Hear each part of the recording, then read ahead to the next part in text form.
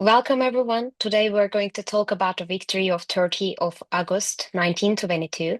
It's a turning point in Turkish nation's history. This was more than just a military success. It was basically marked the rebirth of a nation. To understand its importance, today we'll look at the collapse after the First World War, the harsh Treaty of Sèvres, the rise of the Liberation War, and of course the decisive grand offensive led by Mustafa Kemal Atatürk. I will also reflect on the political and military consequences of this victory and the great commander Atatürk's unique role as both commander and statesman.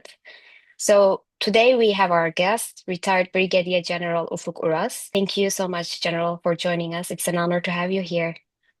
Thank you for your kind invitation. It's my honor. So maybe we can just begin by asking, how did the Ottoman Empire's involvement in the First World War ultimately lead to its downfall? What was the consequences and the state after the First World War? As you know, the Ottoman Empire joined the war on the side of the Germans. I mean, the Central Powers in Europe. The Ottomans fought in multiple fronts, from Europe to Middle East to Caucasus. In some fronts, Ottomans won the battles, like Çanakkale War, for example, which is known as Gallipoli by the Westerners. But Ottomans also lost in some fronts, and consequently, in 1918, Ottomans managed to secure today's Anatolia and including some parts inside Iraq. Uh, at the end of the war, Ottoman they signed Monroe's ceasefire treaty and the Sèvres peace treaty. These agreements were very much restricting the Turkish nation, will even taking the Turkish nation as a hostage and prisoner. It was not acceptable to the nation, but these treaties were signed by Istanbul administration, by the Sultan. And these agreements allowed the so-called victorious powers of the First World War to invade some parts of Anatolia.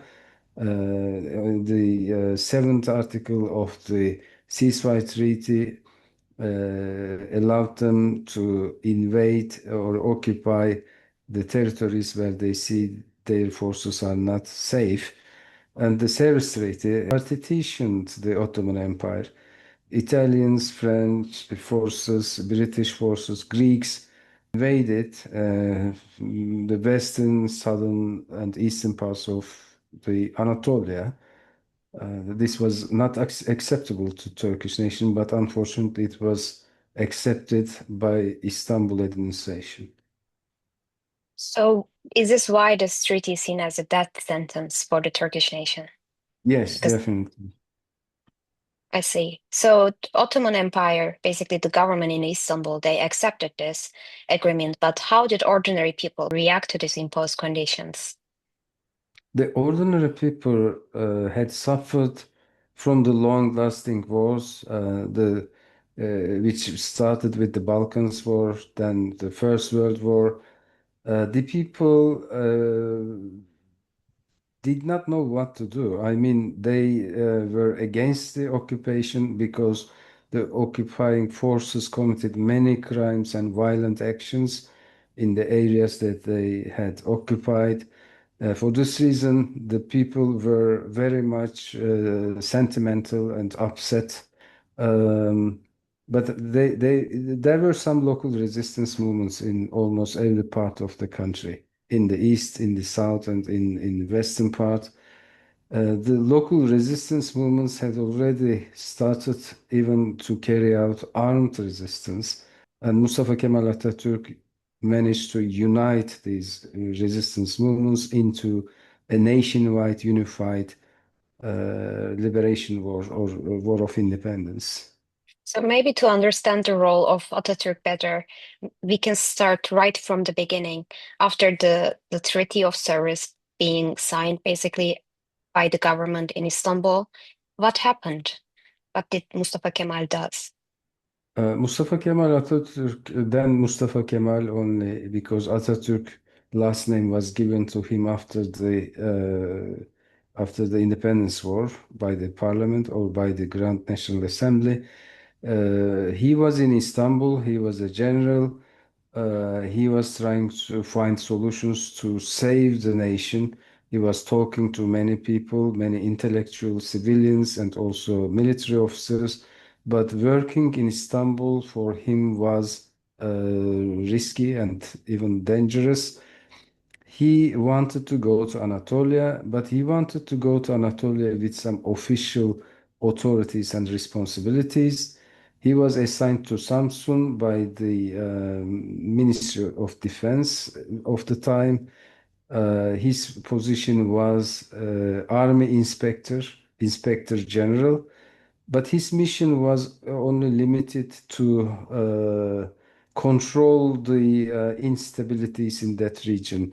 The Istanbul government did not want any actions taken against the British forces, and Mustafa Kemal Atatürk was sent to the region to stabilize, not to launch a resistance movement. Some people today claim that he was sent intentionally by the Sultan to initiate a resistance movement. This is not true. This was not the case.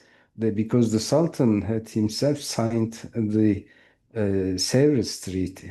And in the coming days, we saw that there are too many evidences that he didn't send Mustafa Kemal for this purpose. So Atatürk went to Samsun.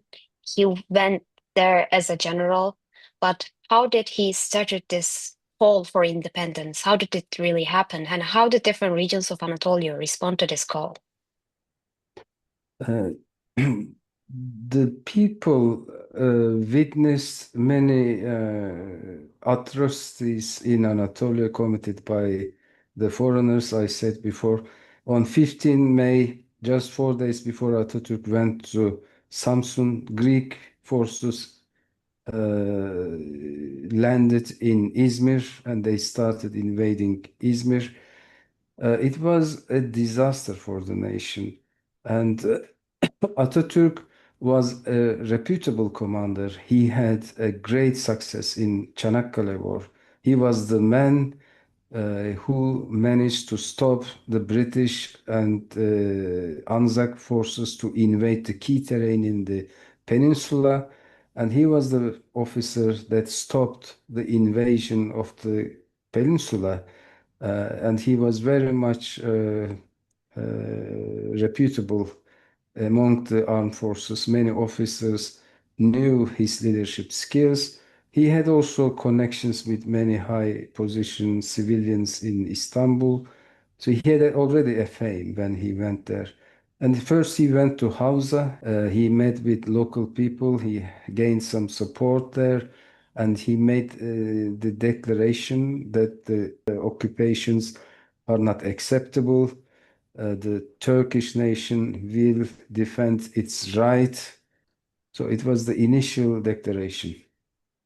He also added that everywhere in country meetings should be held and people should demonstrate against the occupying forces and should ask and announce their cause to international community. He went to Erzurum and then he went to Sivas.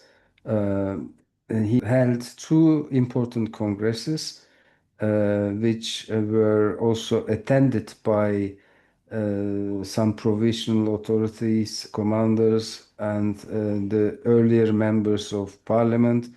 The two congresses were important because the two congresses came up with very important decisions, and the most important decision was the unification of all local resistance movements under a single authority, and that was important.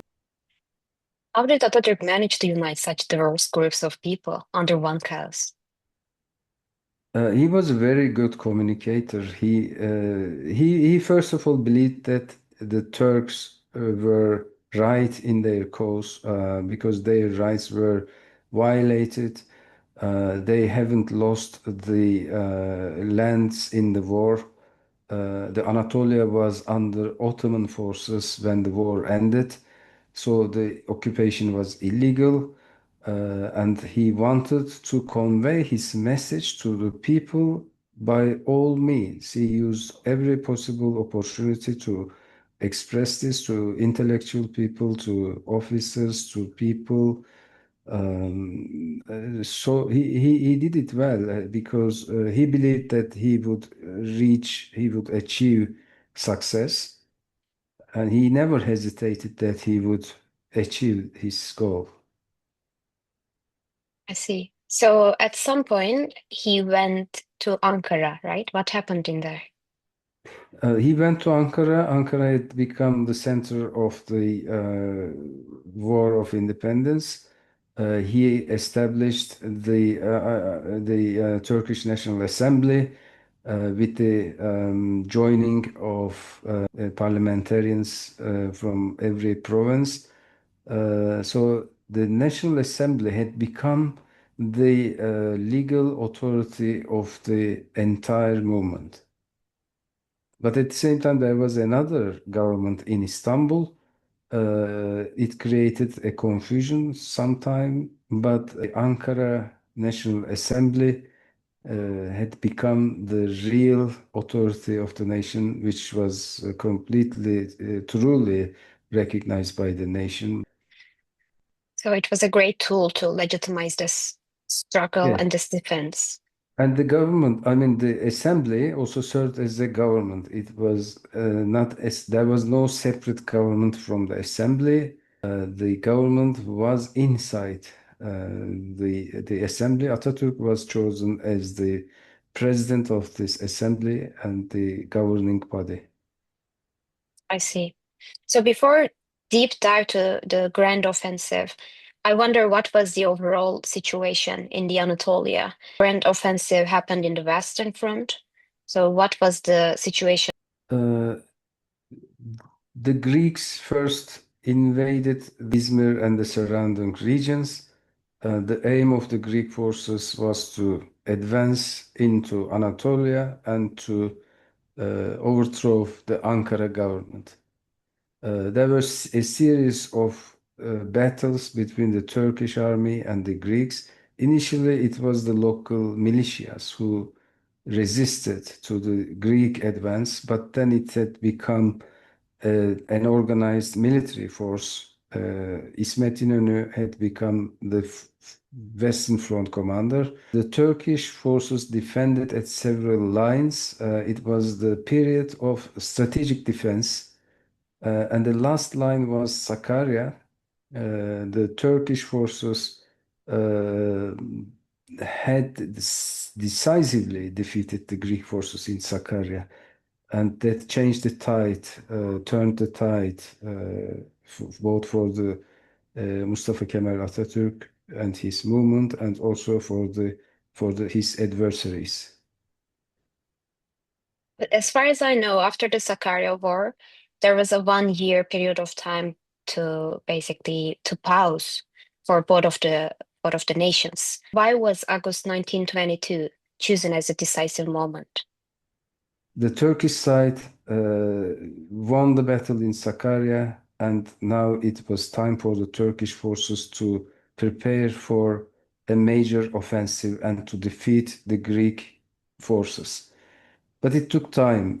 Atatürk believed that an offensive, especially a major offensive, could not be carried out without enough preparation and without enough equipment, manpower, and resources. And by the time the Turkish side had very limited resources, they needed money, but the government did not have. They needed weaponry. They had to outnumber the Greek forces in order to be able to defeat them. So the preparations took a long time. Despite all these, the Turkish side had not been able to outnumber the Greek side, both in terms of manpower or weaponry. What strategies did Atatürk and his commanders employ during this campaign then? How did he manage to catch up with the other forces? So the strategy was the key because when the forces are equal, if you want to win the war, you have to find a strategy that would allow you to have a victory. So Mhm. Atatürk's strategy was to reach to a decisive victory. And in order to do that, he made a great force concentration to the point where he wanted to defeat his opponent. The Greek forces were deployed from Afyon to Eskişehir line. Their mostly forces were in Afyon region. They were confident that the Turks will never be able to cross the defense line, will never be able to break through because they have built obstacles. They had heavy weapons, and they had many vehicles. They were superior to the Turkish forces, and they were supported by the British forces. The British delegations came to the front. They made some observations and they wrote reports. And in those reports, they all believed that the Turkish forces would never be able to defeat the defense line and the defending Greek forces. But Atatürk implemented also a strategic deception plan, both politically and militarily, and managed to deceive the defenders.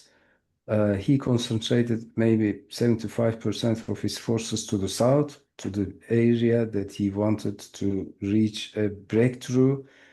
But the opponents noticed this too late. And when they noticed this, they were too late to take measures to prevent a Turkish offensive in that region.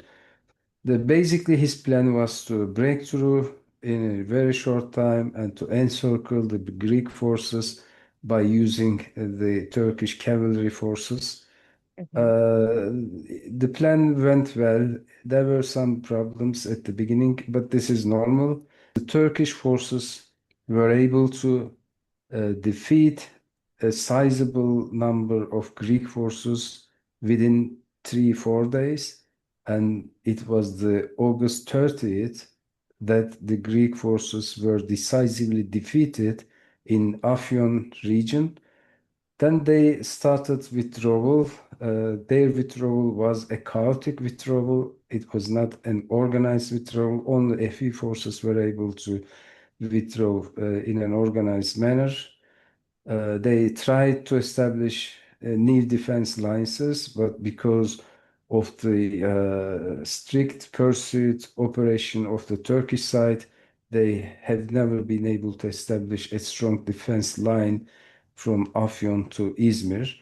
And on the 9th of September, the Greek forces were completely cleared.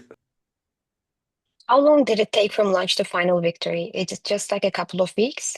No, it only took for about 2 weeks, even less than 2 weeks. And the Turkish infantry walked for about 400 kilometers in 10 days. And they walked this distance by fighting. So it was a great effort. And to compare the land regained by the Turkish army, how was it compared to the other total Anatolian region? We can say maybe it is 1/4 of the entire Anatolia. I see it's a huge area. How did Yes. morale, discipline, and logistics basically contribute to success? It was a key, I guess, in this operation, right? Yes, the Turkish side's morale was high. After Sakarya victory, the morale had always been high in the Turkish side. The Greeks lost the initiative. Um, the logistics was not an easy issue because the Turkish side had really very limited resources and they had to complete this mission with the resources they had. This is the reason why Atatürk wanted to achieve a rapid and decisive action. And in some parts of the battle, some forces, especially the cavalry forces, have consumed all their ammunition and they were ordered to fight with their swords. It's an unbelievable situation. So, Yes. how did Turkish side, because they didn't have enough money to basically resist back to the Greek sides, how did they manage to get their weapons, get their resources? Uh, they already had some weapons despite the conditions of the Sèvres Treaty. According to Sèvres Treaty, the Turkish military should have surrendered and should have given their weapons. But based on Atatürk's directives, the military forces that hadn't returned their weapons uh, had not surrendered and they remained in their areas and moved to the areas where Atatürk ordered them. In addition to that, Atatürk issued a law, introduced a law from the parliament that the citizens were responsible to provide any weapon they have, any equipment which could be used by the military. And furthermore, the Russians also provided some weapons to Turkey, but that was an agreement. You know, Russians were the adversary of Ottoman during the First World War, but there was a revolution in Russia. Atatürk signed an agreement. Based on this, Turkey bought weapons from Russia and had provided wheat to Russia. This was also an important source. Russia also had given maybe some debt. The Indian Muslims, they made donations. They donated gold mainly. These were indeed not enough to carry out such a large operation, but they used it very efficiently. That's for sure. Because, like, compared to the other forces' resources, it's not really even comparable. But yes, that somehow happened. So, what was the psychological impact of this victory on both Turks and the enemy? So, like the Greek and Britain forces should be surprised, isn't it?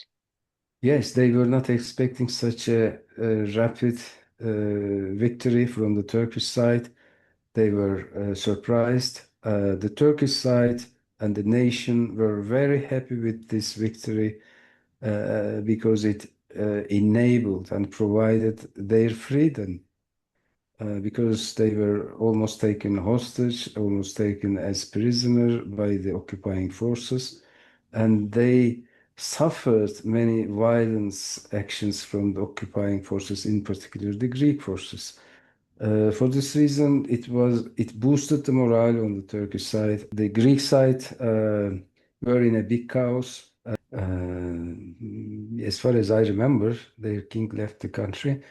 The British contingent and their representatives were in a chaotic situation too, and they were making assessments whether they should fight against the Turks or they should leave Anatolia and the Thrace and Istanbul. It was a debate between the British authorities. Some of them believed that they should remain in Istanbul and they should not leave their positions. Atatürk used diplomacy very effectively and he supported diplomacy with his victorious armed forces. He deployed the armed forces to Çanakkale region first. It was a deterrent action to British forces because they thought that because they lost in Çanakkale and they were not able to afford a second loss in Çanakkale. It was also a psychological pressure over the British troops. And Atatürk used all the weaknesses of its opponent and had managed to regain the control of the Straits, Çanakkale and Istanbul, and the Thrace without a fight, without a war. So, what immediate political changes followed by the victory of the 30th of August, and how did it influence the negotiations of ceasefire, peace, etc.? Mhm. Initially, there was the Mudanya ceasefire agreement, and which paved the way for the Lausanne peace negotiations.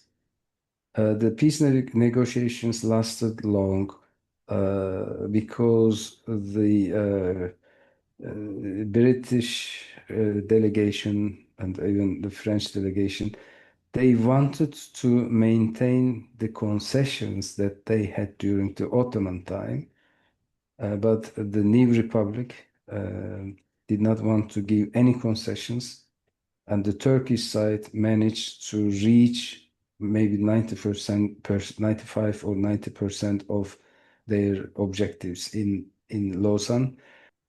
So, it seems like the Grand National Assembly proved their legitimacy internationally after this grand offensive. What happened to the government in Istanbul? What happened to the Ottoman Empire latest government, basically? Yeah, they lost their legitimacy first, and then the Sultan and his family left Anatolia. They went to Britain, and members of the royal family went to Europe, some parts of Europe. And the Ottoman Empire ended. Uh, it was time for a modern Turkish Republic. The Republic was announced on the 29th October 1923. So I believe this is why historians see this as the beginning of the end for the Ottoman dynasty and Right, the rise for the new Turkish government and right, the right, nation. right. So let's focus on Atatürk's position more. How did this and every success in here strengthen Atatürk's position as a leader beyond the battlefield? Yes, Atatürk is a multifaceted person. I mean, he improved his skills from very early ages, from his school years. He read many books, and the books he read was not only about military, but he read about Europe, the developments in Europe, Industrial Revolution, and the philosophers' opinions in Europe after Renaissance period. So he was very much interested in new developments, and he had a vision. And all his readings, his visits, travels, and his personal contacts with intellectual people added his mind, his thoughts, and he developed a, a vision for Turkish nation. And his vision was to establish a republic and to transform the society into a modern society. How modern is defined by Atatürk? Uh, What the was his mo- vision about this country? yes, the Ottoman Empire uh, left behind the developments in Europe. There were no industry, there were no well-functioning education system. The people were mostly illiterate. The people were poor. The empire was not able to develop and launch a transformation. So his vision was to build a developed nation based on the international norms. He said that the Turkish nation would even uh, overtake the developed nations. I see. He had a This great is mission and yes, vision in his yes. mind. So I wonder, he's an interesting and quite fascinating person, to be honest. I wonder, how did he balance being both a great general and a statesman? And also, like, what personal traits of Atatürk stood out in this period of time? Like, what made him so unique? He experienced a lot. From his young ranks, he had been in conflicts. He was sent to Libya, for example. He organized Yes, a guerrilla warfare in Libya. Then he yes, fought as a staff officer in Balkan War. He fought as division commander in Çanakkale, and he turned the tide in Çanakkale battles. He then fought in eastern Anatolia and defeated the Russian forces in Mush and Bitlis region. Then he went to Middle East. He was army commander. He was the commander of the Seventh Army in Palestine front. He successfully withdrew his Seventh Army despite all the conditions. So he gained enormous experience, and everywhere he served, he contacted with people, with local people, with people from different segments of society, and he always learned lessons from his experiences. And he was for military side really he was both aware of how important the science of war and art of war. The art of war is more about the strategies, concepts, whereas science of war is mostly about the planning, calculations. So he was very skillful military officer, but at the same time, because of his intellectual thinking, because of his research analysis, he had also improved his skills as a politician. He was a very successful diplomat. He had very strong negotiation skills, and he influenced every people he communicated. He exactly. inspired.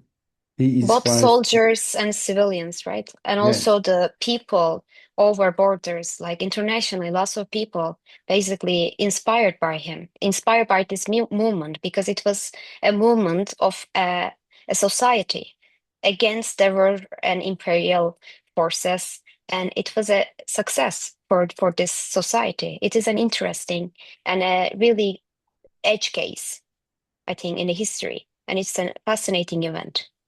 Yes, he was also a very ethical person, and he was peaceful. He was uh, humanitarian. He respected humanitarian values. He said, "Peace at home, peace in the world." Mm. Um, in throughout his entire life, he always valued very highly the humanitarian values, not only for the Turkish people, but for every people. So he was a respected leader, and he was rated as the top leader of the 20th century. And he was depicted on the Time magazine in 1990s or early 2000s. So thank you, General. Let's sum up our conversation. Thank you so much for explaining everything in detail for us. It was a really nice conversation. Is there anything else you'd like to share at the end? Thank you very much for hosting me. It was also a pleasure for me. Also, uh, express our gratitude to Mustafa Kemal Atatürk, the great leader Mustafa Kemal Atatürk, and his comrades, his companions who fought this war and who enabled us to live in a prosperous and peaceful country. Thank you very much. It was my pleasure. We'll see each other again on different topics. And I hope everyone enjoyed this conversation. And again, happy 30th of August for Turkish nation. And thank you for Atatürk and everyone who was involved in this great victory. Thank you.